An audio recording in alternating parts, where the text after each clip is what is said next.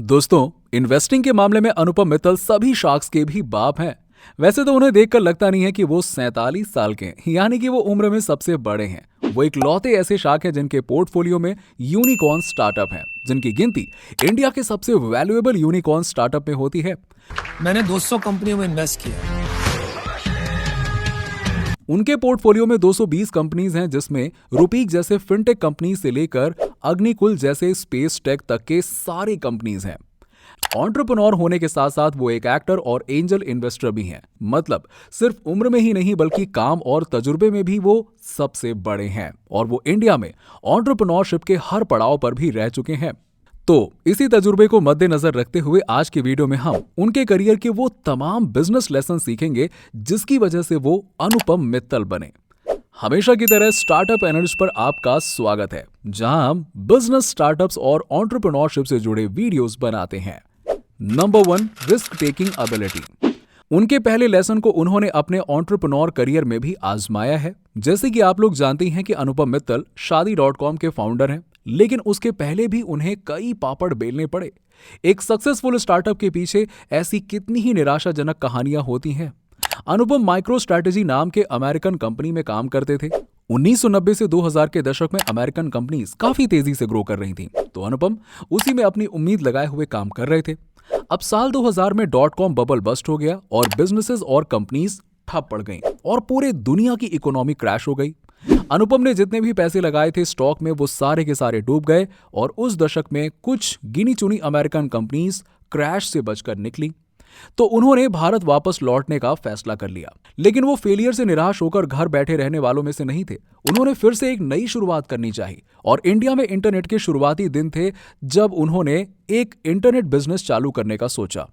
तभी उनकी मुलाकात एक पंडित से हुई जो उनके शादी के लिए कुछ लड़कियों की तस्वीरें लेके आए।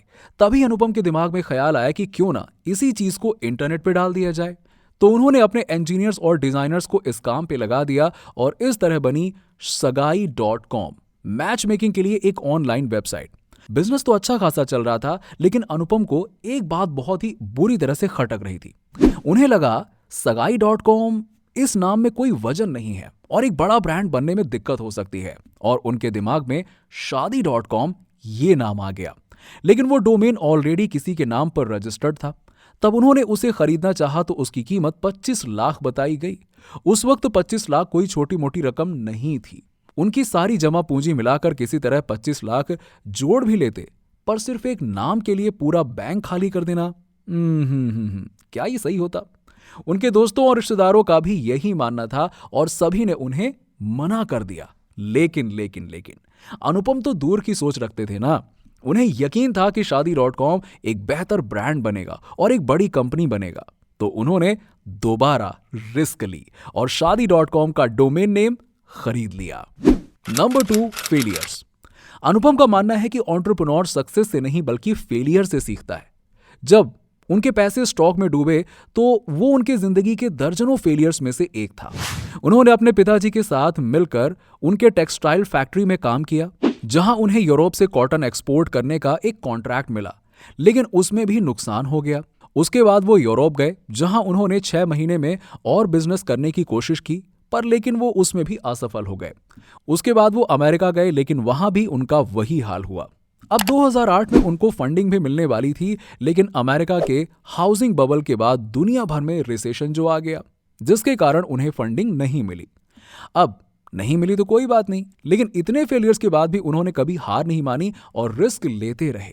तब जाकर वो अपने बिजनेस में कहीं पहुंच पाए। सिर्फ ब्रांड बनाने के लिए अनुपम ने शादी.com का डोमेन खरीद लिया। शार्क टैंक पर जितने भी ई कॉमर्स बिजनेस आते हैं, ये सब अपने अपने डोमेन रजिस्टर करते हैं। सबका खुद का वेबसाइट होता है। अगर आप भी अपनी वेबसाइट शुरू करना चाहते हो तो नेट स्पेस इंडिया आपका वन स्टॉप शॉप है। एक वेबसाइट चालू करने के लिए आपको डोमेन नेम के साथ वेब होस्टिंग की भी जरूरत पड़ती है। नेट स्पेस इंडिया के लिनक्स होस्टिंग प्लान में आपको वेब होस्टिंग के साथ डोमेन नेम भी मिलता है। इनके सारे प्लान मालवेयर से प्रोटेक्टेड होते हैं। एक्रोनिक्स भी बैकअप के साथ आता है, ताकि आपकी वेबसाइट गलती से डिलीट हो गई तो आप वो वेबसाइट को रीस्टोर कर सकते हैं बिना किसी शुल्क के। इनके हर प्लान में आपको SSL सर्टिफिकेट मिलेगा, जिससे आपकी वेबसाइट हर दम सिक्योर्ड रहेगी और आप सिर्फ ₹1 में हमारे special coupon code 1RS use करके डोमेन ट्रांसफर भी कर सकते हो। जी हाँ, सिर्फ ₹1 में। तो डिस्क्रिप्शन में दिए गए लिंक पर जाइए और हमारे स्पेशल कूपन कोड स्टार्टअप से लिनक्स शेयर्ड होस्टिंग और विंडोज शेयर्ड होस्टिंग पे 10% तक डिस्काउंट पाइए।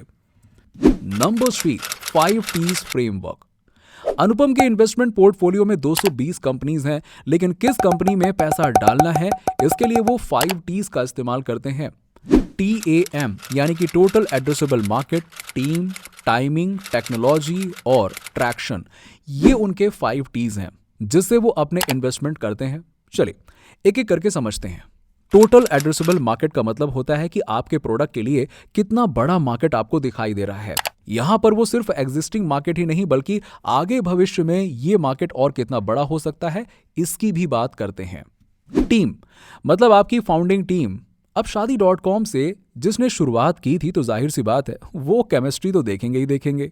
कई बार बिजनेस में टाइमिंग का भी बहुत बड़ा हाथ होता है। अगर मार्केट एक दिशा में जा रहा है और आपने सही वक्त पर हवा का रुख परख लिया तो वो बिजनेस आगे जा सकता है।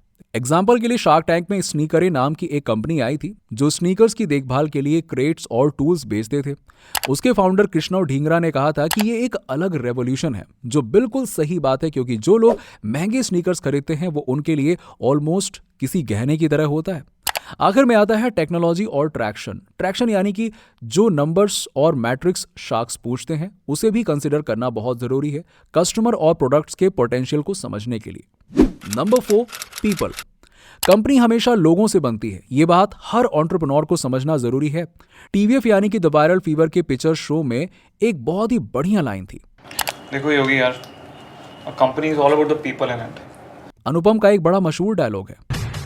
हमने इंटरनेट कंपनीज तब शुरू की जब इंटरनेट ही नहीं था। अनुपम ने जब शादी.com शुरू किया था तो इंडिया में इंटरनेट का नॉलेज बहुत कम लोगों को था ही नहीं, स्किल्स तो और दूर की ही बात रही। तो ऐसे लोगों में अपने एम्प्लॉयज को ढूंढना बहुत मुश्किल होता था। 2008 में ग्लोबल फाइनेंशियल क्राइसिस के बाद फंडिंग ना मिलने के कारण उन्हें फिर से नुकसान हो गया। इतना नुकसान हुआ कि उन्हें ले ऑफ करने पड़े, उन्हें अपने बिजनेस यूनिट्स बंद करने पड़े और एक कंपनी को बाहर स्पिन आउट करना पड़ा। लेकिन लोगों को फायर करते वक्त भी उन्होंने उनका ध्यान रखा।